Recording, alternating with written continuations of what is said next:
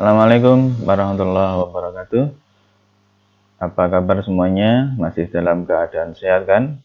Ya, kali ini kita akan lanjutkan materi tentang gerak lurus. Ya, jadi pada pembahasan sebelumnya kita sudah sampaikan apa sih sebenarnya yang dimaksud dengan gerak gitu ya. Yang pada saat itu kita simpulkan bahwa yang dinamakan dengan gerak itu adalah perpindahan atau perubahan ya, perubahan posisi suatu benda terhadap titik acuan tertentu. Nah, kali ini kita akan bahas tentang posisi atau kedudukan.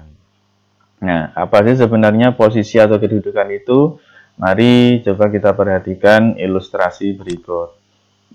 Nah, kalau saya punya bola ini ya, ada 3 buah bola.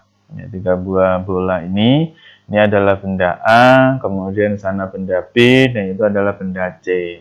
Nah, kalau kita misalkan bahwa A, ya, jadi A ini kita pakai sebagai titik acuan, ya. Jadi A ini sebagai titik acuan, kemudian di sebelah kanannya itu ada benda A, benda B, dan di sebelah kirinya ada benda C, gitu. Nah, kita lihat dulu benda B. Ya, benda B ini berada pada berapa satuan ini? Kalau kita hitung 1, 2, 3, 4. Nah, gitu. 1, 2, 3, 4.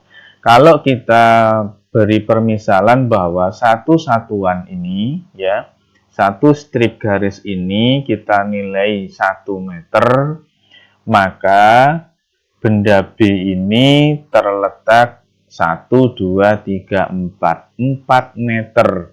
Ya, jadi posisi, inilah yang kita namakan sebagai posisi.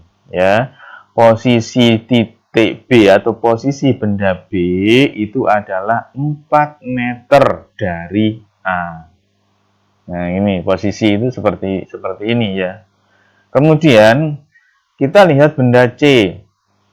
Nah, kalau contohnya seperti ini kita bisa prediksi sekarang yang dimaksud dengan tanda panah ini berarti posisi titik C, ya, posisi titik C itu berada pada 1, 2, 3, 4, 5, 6 gitu. Posisi titik C itu adalah 6. Ya. 6 apa? 6 meter. 6 meter dari mana? Dari titik A atau dari benda A. Kenapa di sini kita beri tanda minus? Itu karena letaknya itu di sebelah kiri. Kalau kita bayangkan ini adalah sebuah koordinat, ya, yang ke sana adalah sumbu positif, yang ke kiri adalah sumbu negatif. Maka kita berikan tanda plus maupun minus di sini. Nah, kenapa demikian? Karena posisi atau kedudukan itu merupakan besaran vektor. Nah, kalau vektor gitu kita ingat dia merupakan suatu besaran fisika yang mempunyai nilai dan arah, ya gitu. Sehingga tanda minus ini harus kita cantumkan.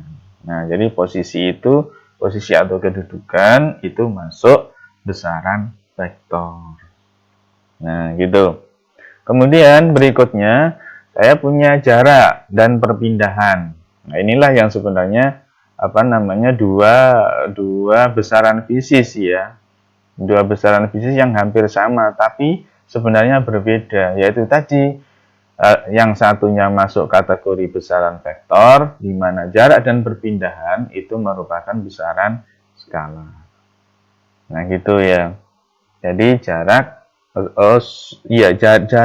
itu merupakan besaran skalaar, kemudian perpindahan ini masuk besaran vektor ya, karena dia punya arah juga gitu. Sorry ya, saya ralat bahwa perpindahan itu masuk besaran vektor. Yang jarak itu besaran skalaar. Nah, mari coba kita lihat ilustrasi berikut. Saya punya 3 buah gambar A, gambar B, dan gambar C ya. A, B, dan C. Nah, yang A A ini orang ini berpindah ya ke arah kiri ya. Kalau kita nyebut ini ke arah kiri saja enaknya. Ke arah kiri, atau nanti misalkan acuannya adalah arah mata angin juga boleh, yang atas itu adalah utara, sebelah sana itu timur, selatan, barat juga tidak ada masalah. Ya, gitu. Nah, berikutnya ya, jadi kita lihat gambar A. Oke ya. Jadi kalau kita misalkan ini ke arah barat saja, nah kita ikuti aja ini ya. Kalau si A ini berjalan ke arah barat, ya 7 kilometer, 7 kilometer ke arah barat, kemudian dia balik kemana? Ke timur kan, ini lawannya gitu. Dia balik ke timur 4 kilometer gitu. Nah, sehingga kita bisa katakan ada dua istilah ini, ya kita bisa nyari dua istilah ini, ada jarak dan ada perpindahan. Nah, gitu.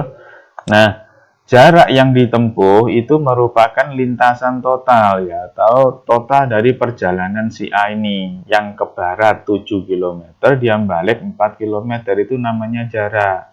Berarti 7 ditambah 4, yaitu 11 km. Ini adalah jarak tempuhnya. Nah, sementara perpindahan itu sebenarnya adalah tergantung pada posisi awal dan posisi akhir. Awalnya ada di sini, titik 0 itu ada di sini, posisi akhir di situ. Nah, sehingga perpindahannya ya dari sini sampai situ. Ya, ini selisihnya ini 7 dikurangi 4 berapa? 3 km. Ini adalah perpindahannya. Nah, gitu. Ini adalah perpindahan dari si A. Gitu. Kemudian gambar B, coba kita lihat, ini adalah lingkaran. Ya, lingkaran dengan jari-jari 7 meter. Gitu, gambar B.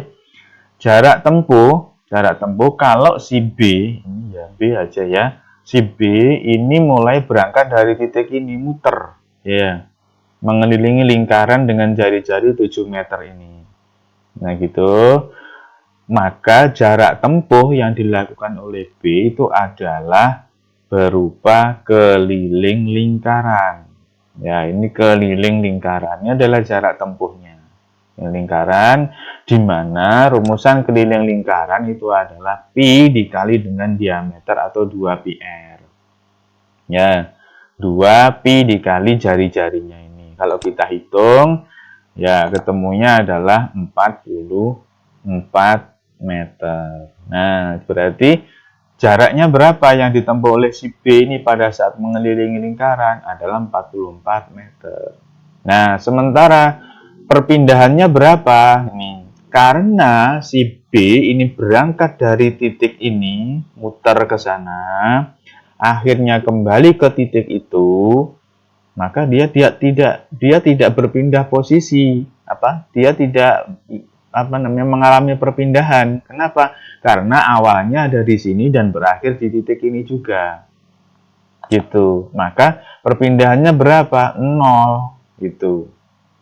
Ya, karena dia mengelilingi 1 kali lingkaran penuh. Perpindahannya berapa? 0. Kenapa? Dia berangkat dari titik itu kembali ke titik itu pula. Nah, ini namanya perpindahan 0. Nah, kita lihat yang C sekarang, yang C. Nah, di C ini mulai titik keberangkatannya dari ini. C.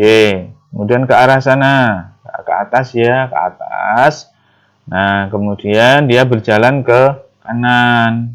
Jadi setelah ke atas lalu ke kanan. 4 km lalu 3 km. Nah, kalau begitu jarak tempuhnya jelas 4 ditambah 3, jelas 7 km. Ini jaraknya.